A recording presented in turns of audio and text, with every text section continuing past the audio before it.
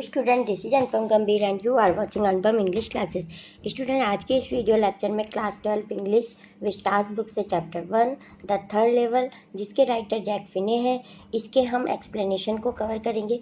तो चलिए स्टार्ट करते हैं पेज नंबर 1 से explanation line by line. Friend, इस चैप्टर में 3 करेक्टर्स हैं। फर्स्ट है चार्ली, जो मेन करेक्टर है, नरेटर है इस स्टोरी का।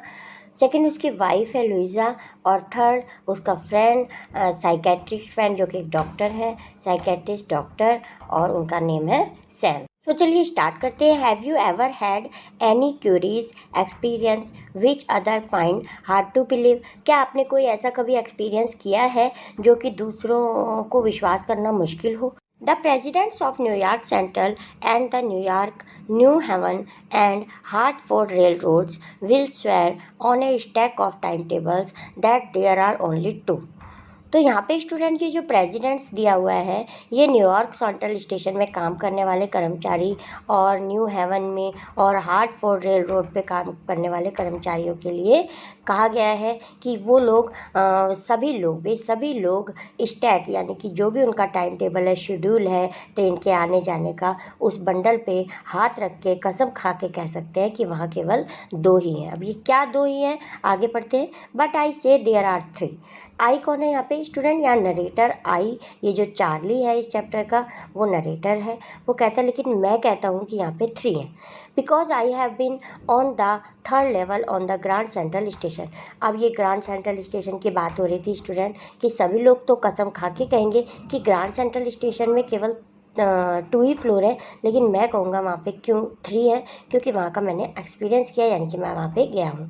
Yes, I have taken the obvious step. आगे फिर चार्ली कहते हैं कि हाँ, मैंने इसको करने के लिए एक अजीब सा स्टेप भी लिया है। I talk to a psychiatric friend to mine among others. तो क्योंकि मैंने इस मामले में बात करने के लिए अपने एक साइकेट्रिक फ्रेंड, जो कि मेरे मेंटल प्रॉब्लम्स का इलाज करते हैं, उनका फ्रेंड है चार्ली का, कह रहे कि मैंने उससे बात भी की है। I told him about the third level at Grand Central Station. Grand Central station के थर्ड लेवल के बारे में भी मैंने उसे बताया है। And he said it was waking dream which fulfilled. और उनने मुझे कहा है कि ये एक ऐसा ड्रीम है, ऐसा सपना है जो दिन के समय तुम देख रहे हो, अर्थात ये तो कभी फुलफिलमेंट ही नहीं हो सकता, क्योंकि वहाँ पे तो केवल 2 ही फ्लोर हैं। He said I was unhappy. उनने कहा कि ये सब तुम्हारे ना खुश रहने की वजह से है। That made my wife kind of mad, but he explained that he meant the modern world is full of insecurity, fear, war, worry and all the rest of it. तो इन सब बातों से जो उनकी पत्नी है, वाइफ है लुइसा, वो परेशान हो जाती है। फिर वे जो डॉक्टर, उनके फ्रेंड सैम है, उनको समझाते हैं कि ये सब इनसिक्योरिटी, फियर, वॉर, वरी जो लाइफ में होते रहते हैं, इन सभी से डिस्ट्रैक्ट होने के लिए तुमने इन सब से बचने के लिए रास्ता निकाला है कि तुम एक थर्ड लेवल पे गए हो। Well, who does not, everybody I know wants to accept, कि हर कोई अपनी प्रभु कहते हैं कि मैं जानता हूँ कि मैं प्रॉब्लम से निकलने के लिए कि मैंने ये स्टेप उठाया है, लेकिन ये प्रॉब्लम तो सबके साथ होती हैं। But they do not wander down into their any third level at Grand Central Station. तो केवल प्रॉब्लम सबके साथ होती है, क्या सारे लोग तो ग्रांड सेंट्रल स्टेशन के थर्ड लेवल पर नहीं चले गए ना, कि जैसे मैं चला गया? बट दैट्स द रीज़न, लेकिन ये कारण है।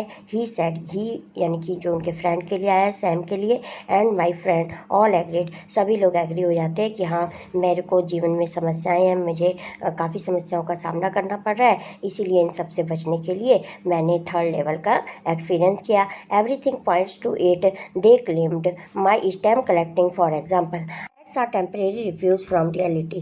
स्टूडेंट, अब यहाँ पे इनकी हॉबी के बारे में बताया गया है। जो चार्ली थे, वो खाली समय में क्या करते थे? स्टैम्प कलेक्टिंग करते थे। तो कहा गया है कि जैसे तुम स्टैम्प कलेक्टिंग करते हो रिफ्यूज़ पाने के लिए, रिफ्यूज़ मतलब थोड़ी देर के लिए किसी चीज़ की शरण ले लेना, कहीं मन बहला लेना के लिए कहा गया है कि टेम्परेरी रिफ्यूज़ पाने के लिए जैसे तुम समय में अपनी हॉबीज़ को कंटिन्यू करते थे, स्टैम्प कलेक्टिंग करते थे, तो कहा गया है कि जिस प्रकार तुम किसी चीज़ से बचने के लिए स्टैम्प कलेक्टिंग करते थे, उसी प्रकार ही तुमने ये थर्ड लेवल का एक्सपीरियंस किया। Well may be but my grandfather did not need any refuse from reality. हाँ सही है, लेकिन मेरे दादाजी भी तो किसी रियलिटी से, वास्तविकता से दूर नहीं भागना चाहते थे। Things were pretty nice and peaceful वो थे। लेकिन मेरे दादाजी तो, वो चार्ली कह रहे हैं कि मेरे दादाजी तो बहुत शांतिपूर्ण जीवन बिताते थे, वो भी स्टैम्प कलेक्टिंग करते थे, तो वो तो अपनी लाइफ से दूर नहीं भागना चाहते थे ना। From all I hear and he started my collection, और उन्हीं की वजह से ही मैंने अपना ये स्टैम्प कलेक्शन भी स्टार्ट किया था। It's a nice collection two blocks of 4 of practically every US issue, first day covers and so on. कह रहे हैं कि ये बहुत ही अच्छा कलेक्शन है। इसमें वो भी हैं जो यूएस इशूज़ करी हैं, जिन्होंने यूएस ने जो भी इशू स्टैम्प्स किए हैं, स्टैम्प के इशू किए हैं, वो भी हैं इसमें, इस कलेक्शन में। और फर्स्ट डे कवर भी हैं। फर्स्ट डे कवर स्टूडेंट वो होता है जिस दिन स्टैम्प इशू किया जाता है ना पोस्ट ऑफिस से, तो उसके बाद ये जो स्टैम्प कलेक्टर होते हैं ये अपने एक एनवलप में वही स्टैम्प लेके, और खाली एनवलप में उसमें कुछ नहीं लिखते और अपने एड्रेस पे ही पोस्ट कर देते हैं, जिसकी वजह से इनके पास फर्स्ट डे कवर आ जाता है। तो कह रहे हैं ऐसे बहुत से मेरे पास फर्स्ट डे कवर भी हैं, और जो यूएस ने इशू किए हैं वो भी मेरे पास स्टैम्प कलेक्शन है। President Roosevelt collected stamp too. ये जो प्रेसिडेंट हैं रूजवेल्ट, जो वहाँ के रह चुके हैं प्रेसिडेंट, वो भी स्टैम्प कलेक्शन करते थे। Any away hairs what happen of grant central. लेकिन किसी ने भी ऐसा एक्सपीरियंस नहीं किया कि ग्रांट सेंट्रल स्टेशन का थर्ड लेवल है। वन नाइट लास्ट समर, अब वो आगे बता रहे हैं कि एक दिन गर्मियों की रात को, I work late at the office, बहुत देर तक मैंने ऑफिस में काम किया। I was in hurry to get up down my apartment, तो मैं बहुत जल्दी में था और अपने अपार्टमेंट पहुंचना चाहता था। So I decided to take the subway from Grand Central because it's faster than the bus. इसीलिए उन्होंने सबवे का यूज़ किया। सबवे क्या होता है? अंडरग्राउंड रेलवे, जैसे तो दिल्ली में भी है और बड़ी सिटीज़ में भी है। तो कह रहे हैं इसलिए मैं बस की अपेक्षा मैंने सबवे का यूज किया, जिससे कि मैं जल्दी से अपने घर पहुंच पाऊँ। Now I don't know why this should have happen to me. लेकिन मैं नहीं जानता था कि ऐसा मेरे साथ क्यों हुआ। I am just an ordinary guy named Charlie. लेकिन मैं ही एक चार्ली नाम का, मैं ही ऐसा पर्सन हूँ 31 ईयर्स ओल्ड, जो कि 31 ईयर्स का हूँ। And I was wearing a tan gabardine suit and a straw hat with a fancy band. अपना इंट्रोडक्शन देते हुए चार्ली कहते हैं कि मैंने उस दिन क्या पहना हुआ था? टैन गवर्डियन सूट पहना, यानी कि simple cotton light brown colour का मैंने सूट पहना हुआ था, और एक हैट पहनी हुई थी जो स्ट्रॉ की बनी हुई थी, और उस पर एक फैंसी बैंड भी लगा हुआ था।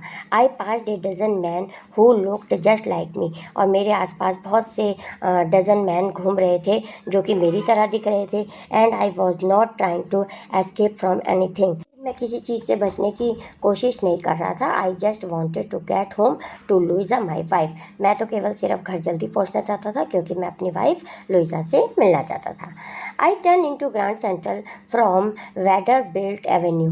वेडरबिल्ट एवेन्यू स्टूडेंट ये गेट का नाम है, गेट 1 2 3 होते हैं ना स्टेशन से निकलने के लिए। तो कह रहे हैं कि मैं ग्रैंड सेंट्रल के वेडरबिल्ट एवेन्यू से निकला and went down the steps to the first level. थोड़ी सी सीढ़ियाँ उतर के फर्स्ट लेवल पर आ गया। स्टूडेंट ये अंडरग्राउंड रेलवे की बात हो रही है, इसीलिए सबसे पहले वो क्या करता था, ग्राउंड लेवल पे था। अब वो बता रहा है कि मैं थोड़ी सी सीढ़ियाँ उतर के फर्स्ट लेवल पे आ गया। Where you take trains like the 20th century. ये 20th सेंचुरी ट्रेन का नाम है स्टूडेंट। वो कह रहे हैं कि यहाँ से 20th सेंचुरी ट्रेन जहाँ से मिलती थी वहाँ मैं आ गया फर्स्ट लेवल पर। Then I walk down another flight to the second level. और फिर मैं कुछ थोड़ी सी सीढ़ियाँ उतरा और सेकेंड लेवल पे आ गया। Where the suburban train leave from, जहाँ से सबर्बन ट्रेन, ये भी ट्रेन का नाम है, सबर्बन ट्रेन निकलती थी। Dug into an arched doorway heading for the subway. अब स्टूडेंट वो बता रहा है कि वहाँ पे एक आर्क था, यानी कि गोल सा बना हुआ दरवाज़ा था, और डग्ड मतलब जल्दी से, तेज़ी से मैंने अपना सिर नीचे किया और वहाँ के उसके नीचे से मैं निकल गया। एंड गॉट लॉस्ट, और आगे जाके मैं खो गया। अब फिर वो कह रहा है कि मैं जल्दी से वहाँ से, एक गेट था, आर्क था, वहाँ से निकला और आगे जाके मैं खो गया।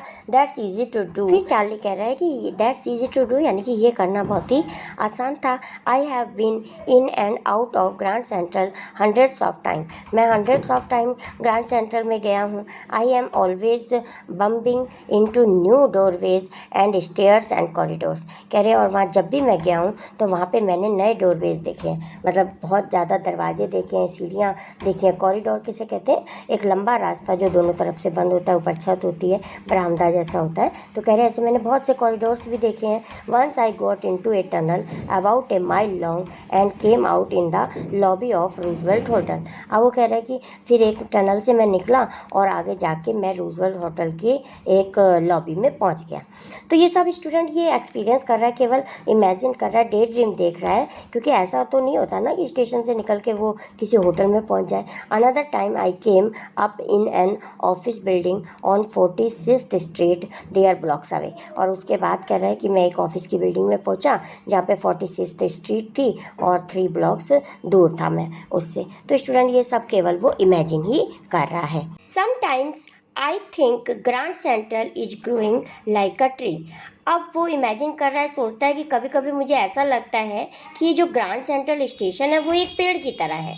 Pushing out new corridor and staircases like root. वो कह रहा है कि जिस प्रकार एक पेड़ की बहुत सी नई नई जड़ें निकलती रहती हैं, इसी प्रकार से ये ग्रैंड सेंट्रल स्टेशन के कई कॉरिडोर्स और स्टेयर्स निकलती रहती हैं। तो स्टूडेंट ये कॉरिडोर किसे कहते हैं? दोनों तरफ दीवार होती है, ऊपर छत होता है, रास्ता होता है लंबा सा, बरामदा भी कहते हैं जिसे। तो ये कॉरिडोर कह रहा है कि कितने कॉरिडोर और रूट्स मैं इसके नए नए देख चुका हूँ, जैसे कि एक पेड़ में होते हैं। Now we come on page number 3. There's probably a long tunnel that nobody knows about feeling its way under the city right now.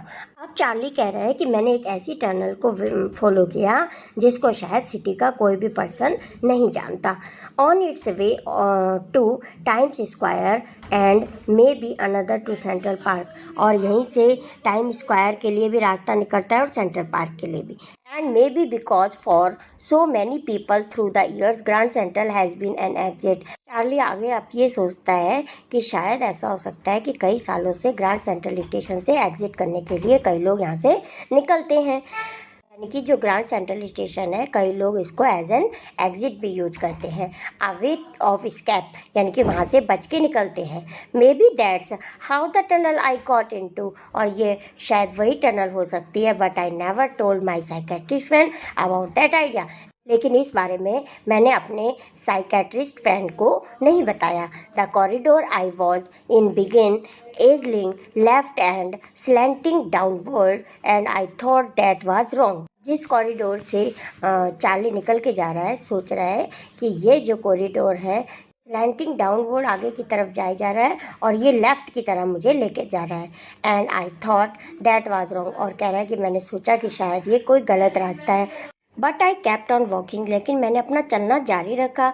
All I could hear was the empty sound of my own foot step. वहाँ पे अब चूँकि वो बिल्कुल खाली रास्ता था, corridor था, तो उसको केवल वहाँ अपने ही पैरों की ध्वनि सुनाई दे रही थी। मतलब कुछ और भी आवाज़ें नहीं आ रही थी, केवल उसको अपने पैरों की आवाज़ें ही सुनाई दे रही थी। And I didn't pass a soul. और ऐसा लग रहा था कि एक सोल ही निकल रही है, क्योंकि वहाँ पे और कोई भी नहीं था, सिर्फ चार्ली था। Then I hear that sort of hollow roar ahead, that means open space and people talking. अब उसको ऐसा लग रहा था कि हाँ, यहाँ से निकल के कोई एक रास्ता जरूर है आगे जाके, क्योंकि वहाँ से कुछ लोगों के बात करने की आवाज़ उसको सुनाई दे रही थी। The tunnel turn sharp left. अब वो जो टनल से निकल के जा रहा था उसने अब शार्प लेफ्ट लिया, लेफ्ट की तरफ वो मुड़ी। I went down a short flight of stairs and came out on the 3rd level at Grand Central Station. अब चार्ली को लग रहा है कि वहाँ से निकलने के बाद, थोड़ी सी सीढ़ियाँ उतरने के बाद मुझे लगा कि मैं ग्रैंड सेंट्रल स्टेशन पर पहुँच गया हूँ। फॉर जस्ट अ मोमेंट, एक पल के लिए, I thought I was back on the 2nd level. मैंने सोचा कि मैं 2nd लेवल पर वापस आ गया हूँ। बट आई सा द रूम वॉज स्मॉलर। लेकिन जो रूम था वो मुझे पहले से छोटा लग रहा था। There were fewer ticket windows and train gates. वहाँ पे थोड़े ही टिकट विंडोज़ थी जहाँ से टिकट मिल रही थी, और ट्रेन के कुछ गेट थे। And the information booth in centre was would and old looking. और वहाँ पे कुछ इंफॉर्मेशन बूथ भी बने हुए थे जो कि लकड़ी के बने हुए थे और वो बहुत ही पुराने लग रहे थे। And the man in the booth wore a green eye shade and a long black sleeve protectors. अब वो जब मैन मैन बूथ में बैठा हुआ था इंफॉर्मेशन देने के लिए, चार्ली कह रहा है कि उसने ग्रीन कलर के आई शेड यानी कि ग्रीन कलर के गॉगल्स पहने हुए थे और उसके जो स्लीव्स के प्रोटेक्टर थे वो ब्लैक कलर के थे, यानी कि जो स्लीव के आगे कफ बने हुए थे ना शर्ट के, तो वो कह रहा है वो जो प्रोटेक्टर थे वो ब्लैक कलर के थे। The lights were dim and sort of flickering, वो डिम लाइट बहुत ही वहाँ डिम थी और फ्लिकरिंग कर रही थी, मतलब जलबुझ हो रही थी।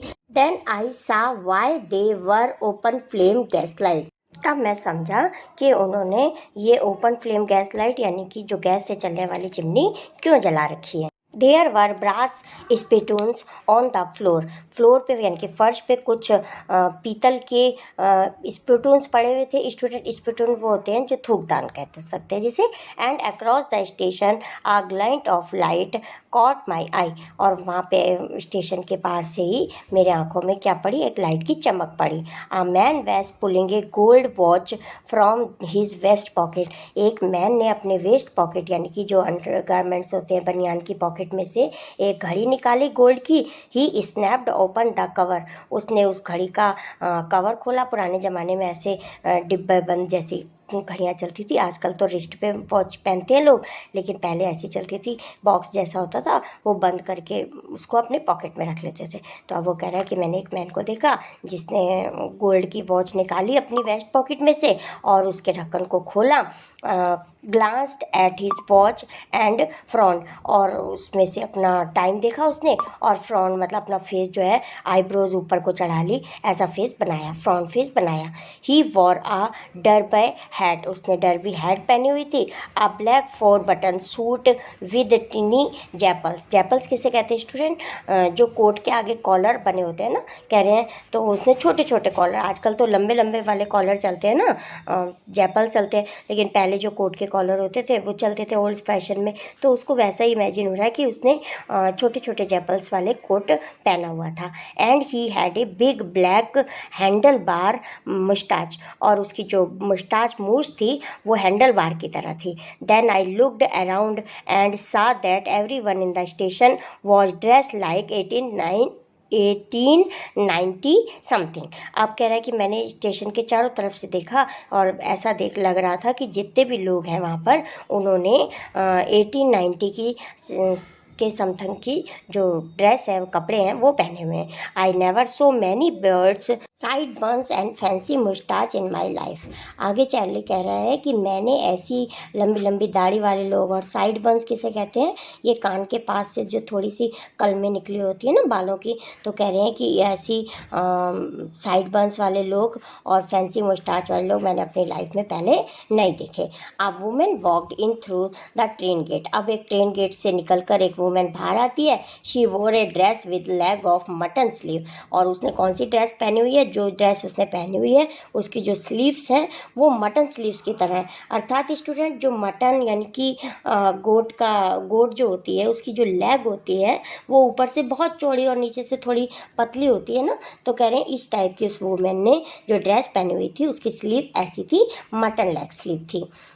And skirts to the top of her high button shoes, और जो उसने स्कर्ट पहनी हुई थी और उसके नीचे जो शूज़ डाले हुए थे उस पर बटन लगे हुए थे। वो शूज़ लंबे लंबे हाइट के ऊंचे ऊंचे थे, शूज़ थे बहुत बूट की तरह थे और उस पर बटन भी लगे हुए थे। Back of her out on the track I caught a glimpse of a locomotive, a very small Currier and Ives locomotive with a funnel shaped stack, and then I knew. ये कहते हैं कि उस women के पीछे जिसने mutton leg sleeve पहनी हुई थी उसके पीछे मैंने एक लोकोमोटिव यानी कि एक ट्रेन देखी, जिस वो उसके जो इंजन था वो करियर और ईव्स कंपनी का लोकोमोटिव था, और उस पर फनल शेप स्टैक यानी कि जो उसकी चिमली थी वो फनल के शेप की थी। एंड देन आई न्यू, और तब मैंने जाना मैं बहुत ही पुराने समय में पहुंच गया हूँ, अर्थात 1819 के टाइम पे पहुंच गया हूँ। To make sure I walked over to a newsboy and glanced at the stack of paper at his feet, तो इस बात को श्योर करने के लिए मैं वहाँ एक बॉय के पास गया, न्यूज़ बॉय के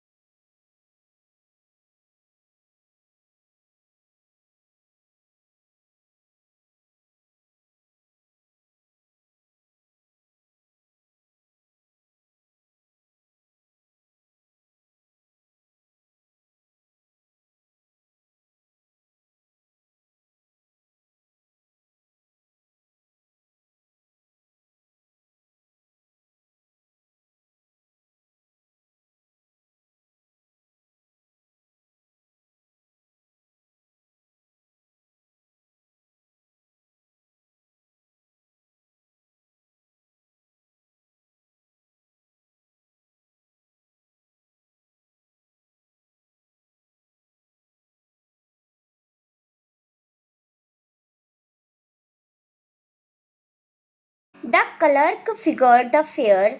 He glanced at my fancy headband, but he figured the fare, and I had enough for 2 coach tickets. One way. तो जो क्लर्क यानी कि जो टिकट सेलर होता है वो वहाँ का फेयर किराया बताता है, और उसके जो उसने हैट पहनी हुई है, किसने, चार्ली ने, उसके जो फैंसी बैंड लगा हुआ है हैट के चारों तरफ, जो बैंड बना हुआ है, उसको क्लर्क देख रहा है और वो किराया बताता है। और चार्ली सोचता है कि ये 2 टिकट के लिए मेरे पास इनफ मनी है, एक रास्ते यानी कि एक तरफ के लिए, वन वे, एक साइड के लिए मेरे पास इनफ मनी है। But when I counted out the money and looked up, the clerk was staring at me. और जैसे ही वो पैसे गिन रहा था चार्ली, तो वो जो टिकट सेलर होता है, क्लर्क टिकट सेलर होता है, वो बहुत ही घूर घूर कर देख रहा होता है उसकी मनी की तरफ। ही नॉडेड एट द बिल्स। अब वो देख के, मनी को देख के वो मना कर देता है, वो कहता है नहीं ये मनी नहीं चलेगी, मतलब उसका मतलब होता है कि ये मनी नहीं चलेगी। दैट्स एंड मनी मिस्टर, ये मनी यहाँ नहीं चलेगी। He said and he glanced at the cash drawer beside me. अब टिकट सेलर उसको जोर से डांटने लगता है और कहता है कि तुम मुझे स्किन कर रहे हो, यानी कि तुम मुझे धोखा दे रहे हो। अगर तुम ऐसा करोगे तो मैं तुम्हें पुलिस को पकड़वा दूंगा। और वो आसपास के जो ड्रॉअर होते हैं उसको देखने लगता है। Of course the money was old style bill. अब चार्ली को विश्वास हो जाता है कि अरे मैं तो 1894 के ग्लेसबर्ग में आ गया, तो ये मनी तो बहुत ही पुरानी है। Half again as big as the money we use nowadays. तो अब जो मनी यूज हो रही है वो अलग है, एंड डिफरेंट लुकिंग, अलग से दिखती है। I turn away and got out fast. मैं वापस वहाँ से बड़ी तेजी से भागा। There's nothing nice about jail even in 1894। अब चार्ली सोच रहा है कि 1894 की जेल में रहने से तो अच्छा है भागना, तो वह वहाँ से इतना सोचते हुए भाग जाता है। And that was that I left the same way I came, I suppose next day during lunch hour. अब वो वापस आ जाता है और अगले दिन जब लंच ब्रेक होता है, लंच का समय होता है, उस समय I drew $300 out of the bank. उनने बैंक से $300 निकाले। Nearly all we had and bought old style currency that really worried my psychiatrist friend। तो उनने जो रुपए एक्सचेंज किससे किए, उनने किसी कॉइन डीलर के पास जाके एक्सचेंज किए, और ये बात उसने फिर अपने साइकेट्रिस्ट फ्रेंड को भी बताई कि मैंने ओल्ड करेंसी ले ली है न्यू, इसे प्रेजेंट की देके। You can by old money at almost any coin dealers. तुम किसी भी कॉइन डीलर के पास जाके अपनी करेंसी को एक्सचेंज कर सकते हो, बट यू हैव टू पे अ प्रीमियम। लेकिन उसके लिए कुछ तुम्हें प्रीमियम यानी कि थोड़ा बहुत चार्जेस या कमीशन उसको देना होगा। My $300 bought less than 200 in old style bill. अब जब उसने $300 दिए प्रेजेंट टाइम के, तो 1894 के हिसाब से जो उसको ओल्ड करेंसी मिली स्टूडेंट, वो $200 से भी उसको कम मिली। बट आई डिडंट केयर, लेकिन उसकी मुझे कोई चिंता नहीं है, चार्ली कह रहा है। eggs were 13 cent a dozen in 1894। तो 1894 में जो 1 दर्जन अंडे हैं वो 13 सेंट में केवल मिल जाते थे। इसलिए वो कह रहा है चार्ली कि मुझे इसकी कोई दिक्कत नहीं है कि मुझे $300 के बदले $200 से भी कम की करेंसी मिली। But I have never again found the corridor that leads to the third level at Grand Central Station. लेकिन उसके बाद मैंने कोई ऐसा कॉरिडोर नहीं पाया जो कि मुझे ग्रैंड सेंट्रल स्टेशन के थर्ड लेवल तक मुझे पहुंचा सके। और अब मैंने उसको ट्राई करना छोड़ दिया, यानी कि ग्रैंड सेंट्रल स्टेशन के थर्ड लेवल को ढूंढना छोड़ दिया।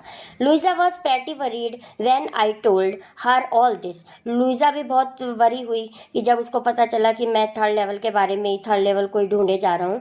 And did not want me to look for the third level any more. और वो भी कहती है कि आप तुम्हें थर्ड लेवल को और अधिक नहीं खोजना चाहिए। And after a while I stop, और कुछ टाइम बाद मैं रुक गया। I went back to my stamps, और मैं अपनी स्टैम्प कलेक्टिंग की एक्टिविटीज, जो वो हॉबीज थी ना उसकी स्टैम्प कलेक्टिंग की, उस पर वापस आ जाता है। But now we are both looking every weekend because now we have proof that the third level is still there. लेकिन अब फिर वे दोनों कौन, चार्ली और उसकी वाइफ, हर weekend, every weekend, Saturday Sunday, हर वीक के लास्ट में सैटरडे संडे को ग्रैंड सेंट्रल स्टेशन के थर्ड लेवल को ढूंढने फिर भी चले जाते हैं, मतलब अब फिर वो जाने लग जाते हैं। My friend Sam winner disappeared. लेकिन वो अब कह रहा है चार्ली कि जो मेरा फ्रेंड है वो सैम विनर वो बिल्कुल गायब हो गया था। जो साइकेट्रिक फ्रेंड था ना चार्ली का, कह रहा है वो अब बिल्कुल भी दिखाई नहीं दे रहा, यानी कि वो गायब हो गया है। नोबडी न्यू वेयर, वो कोई भी नहीं जानता कि वो कहाँ है। But I sort of suspected because Sam's a city boy, लेकिन मुझे शक है कि सैम कहाँ है, एक उस सिटी में है। And I use to tell him about Galesburg, क्योंकि वो मुझे हमेशा बताया करता था गेल्सबर्ग के बारे में, तो मुझे शायद लगता है कि मे बी वो वहीं पे ही हो। I went to school there, वहाँ पे वो स्कूल जाता होगा। And he always said he like the sound of the place, और वो मुझे हमेशा उसके साउंड के बारे में बताता था, गेल्सबर्ग के बारे में सारी बातें करता था और गेल्सबर्ग की पढ़ाई करता था। And that's where he is, और ज़रूरी पक्का से वो वहीं पर है। ऑल राइट इन 1894, और वो 1894 के गेल्सबर्ग में पहुंच गया है, ऐसा सस्पेक्ट कर रहा है कौन, Charlie. Because one night fussing with my stamp collection, तो एक रात ऐसा क्यों, उसको ऐसा क्यों लग रहा है कि जो मेरा फ्रेंड है सैम वो 1894 के गेल्सबर्ग में चला गया है, क्योंकि एक रात को जब वो फसिंग यानी कि बहुत बिजी था, अपने स्टैम्प कलेक्शन को देख रहा था, इधर उधर फर्स्ट ट्रे कवर देख रहा था, अपना स्टैम्प कलेक्शन को पलट के देख रहा था। I found well do you know what a first day cover is, तो मेरे को दिखा कि क्या तुम जानते हो कि फर्स्ट डे कवर क्या होता है। When a new stamp is issued, जब पहले दिन नया स्टैम्प कोई इशू किया जाता है, stamp collector buy some use them to mail envelope to themself on the very first day of sale, तो उसी दिन जो स्टैम्प कलेक्टर होते हैं वो एनवलप पे लगाकर उसको अपने ही नेम पे, अपने एड्रेस पे सेंड कर देते हैं। And the post mark proves the date, और उसी दिन की डेट का जो फर्स्ट डे कवर होता है वो स्टैम्प कलेक्टर्स के पास आ जाता है। The envelope is called a first day cover, तो इसी एनवलप को ही फर्स्ट डे कवर कहा जाता है। दे आर नेवर ओपन, और वो कभी भी ओपन नहीं किए जाते। You just put blank paper in the envelope, क्यों नहीं ओपन किए जाते, क्योंकि उसके अंदर क्या होता है, ब्लैंक पेपर होता है। वो तो इसलिए वो अपने ही एड्रेस पे मेल कर देते हैं जिससे कि उनके पास फर्स्ट डे कवर आ जाए, यानी कि उसी दिन की स्टैम्प उनके पास आ जाए। The night among my oldest first day covers I found one that should not have been there, एक रात उसने पाया कि फर्स्ट डे कवर में से वो जो स्टैम्प कलेक्शन था उसमें से एक फर्स्ट डे कवर उसका नहीं था, लेकिन फिर भी उसके कलेक्शन में था। बट देयर इट वॉज, या लेकिन फिर भी उसके कलेक्शन में था। It was there because someone had mailed it to my grandfather, वो इसलिए था क्योंकि उसके दादाजी को किसी ने ये मेल किया था। At his home in Galesburg, जब वो गेल्सबर्ग में रहते थे। That's what the address on the envelope said, जो कि उस पे एड्रेस उसके दादाजी का लिखा हुआ था। And it had been there since July 1894, और वहाँ पे जो डेट लिखी हुई थी उसके ऊपर 18 जुलाई 1894 लिखी हुई थी। The post mark shot that yet I did not remember it at all, लेकिन फिर भी मुझे याद नहीं आ रहा था कि ये मेरे कलेक्शन में क्यों है। The stamp was a 6 cent, जो उस पर स्टैम्प लगी हुई थी उस एनवलप पे वो 6 सेंट की थी, डल ब्राउन कलर की थी, with a picture of president Garfield, और उसके ऊपर गारफील्ड जो उस समय वहाँ के प्रेसिडेंट थे न्यूयॉर्क के, उनकी पिक्चर भी लगी हुई थी। Naturally when the envelope came to granddad in the mail, तो ये वास्तव में ही जो मेरे दादाजी को मेल किया है किसी ने ये envelope, it went right into his collection and stayed there till I took it out and open it, तो फिर ये मेरे कलेक्शन में क्या कर रहा है ऐसा सोचता है, और फिर भी वो उसको उठाता है और ओपन करता है। अक्सर फर्स्ट डे कवर को ओपन नहीं करता, क्यों, क्योंकि उसमें उसको पता ही होता है उसके अंदर कुछ नहीं है, ब्लैंक है वो, क्योंकि वो तो केवल स्टैम्प के लिए उनने मेल किया होता है। लेकिन ये जो उसके दादाजी के एड्रेस का होता है तो वो उसको फिर भी सोचते हुए कि ये दादाजी का फर्स्ट डे कवर मेरे कलेक्शन में क्यों है, सोचते हुए उसको ओपन करता है। The paper inside was not blank, तो लेकिन जो उसके अंदर जो पेपर था वो ब्लैंक नहीं था। इट रीड, अब वो उसको पढ़ता है। तो स्टूडेंट ये नोट लिखा हुआ था उस एनवलप के अंदर, 941 विलर्ड स्ट्रीट गेल्सबर्ग इलिनॉइस जुलाई 1894, तो 18 जुलाई 1894 की डेट भी डली हुई थी, गेल्सबर्ग का था, और इलियॉन्स जगह है जो गेल्सबर्ग में, वहाँ से इलियॉन्स में जो गेल्सबर्ग है तो वहाँ का एड्रेस था, उसी एड्रेस का ही ये लेटर आया हुआ था। तो अब चार्ली को विश्वास होने लगता है कि हाँ ये गेल्सबर्ग तो पक्का ही कोई जगह है, क्योंकि ये लेटर भी वहाँ से आया हुआ है। चार्ली, अब जिसने लिखा है उसने चार्ली के लिए ये लेटर लिखा हुआ है, इसलिए चार्ली ऊपर लिखा लिखा है, I got to wishing that you were right, मैं मानता हूँ कि तुम बिल्कुल सही हो। Then I got to believing you were right and Charlie it's true, हाँ वास्तव में ये सही है, चार्ली बिल्कुल सही है। I found the third level, मुझे थर्ड लेवल मिल गया है। I have been here 2 weeks, मैं यहाँ पे 2 वीक से रह रहा हूँ। And right now down the street at the Daly's someone is playing a piano, और जो यहाँ पे लोग हैं वो बहुत खुश हैं और कोई लोग पियानो बजा रहे हैं, और they all are out on the front porch singing seeing Nellie home, और कुछ लोग खुले में, पोर्च यानी कि वरांदा, खुले वरांदे में बैठ के गाना गा रहे हैं, seeing Nellie home. And I am invited over for lemonade, और मुझे किसी ने लेमनेड नींबू पानी के लिए भी बुलाया है, इनवाइट किया है। कम ऑन बैक, वापस जरूर आओ चार्ली, जरूर आना यहाँ पे। चार्ली एंड लुइजा, मतलब चार्ली तुम भी आना और अपनी वाइफ को भी लेके आना।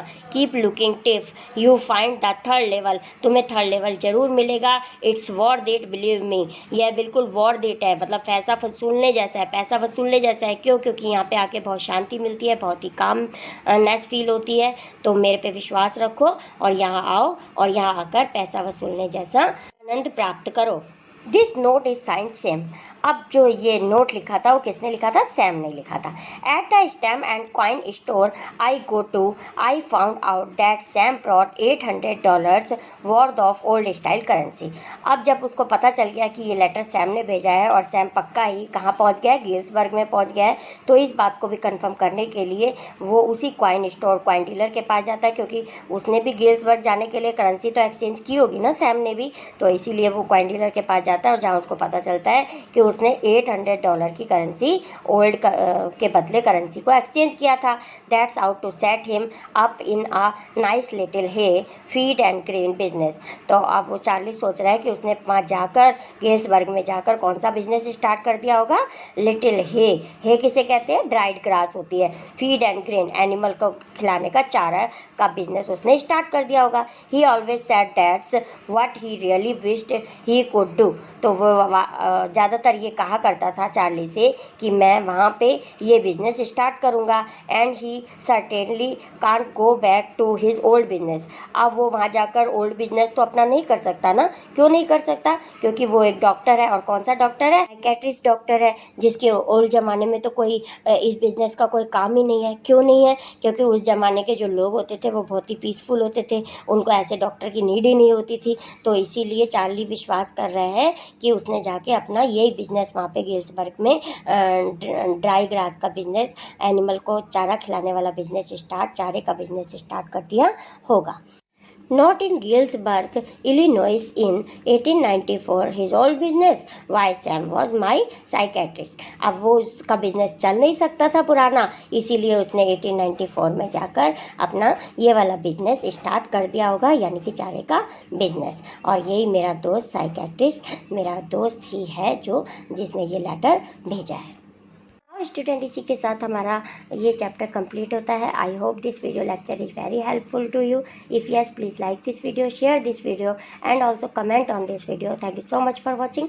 मिलते हैं नेक्स्ट वीडियो लेक्चर में। बाय।